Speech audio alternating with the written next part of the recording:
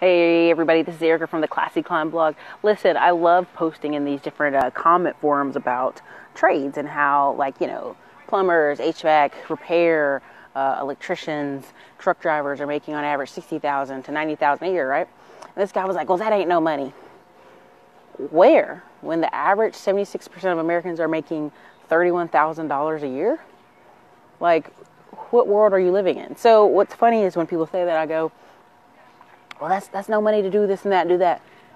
It's really people don't want to try. They want to be a victim. They want to use the excuse of, well, everybody can't afford to go to community college, Erica. Everybody can't afford to do this. And I'm like, Pell Grants, all these different loan opportunities, you could get a lot of these trades within a year. So for people to pretend like they can't do it, it's just no way. It's kind of funny to me, and so I laugh. But look, if you save $100 a week, you're actually ahead of 80% of Americans. And that's crazy, right? So the average American can't even pull together, was it $500 or $1,000 in an emergency? So when I worked at H&R Block, I'd see people every year come in getting $2,000 to $8,000 in tax returns. They had kids. The husband and wife didn't make a lot of money, but they never went and got a new job or a different job or a trade. They just kept that going.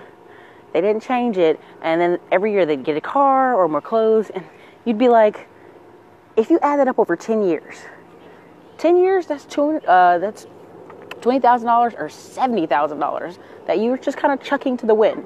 So it's important for you to think about that over the long haul. People may say $100 a week isn't anything, or a $2,000 to $5,000 tax refund check is not that big, but it's what you do with it. And if you choose to do something crappy with it because you're not educating yourself, you're not learning, you're not thinking of ways to spend that money, it's really not anyone's fault, right?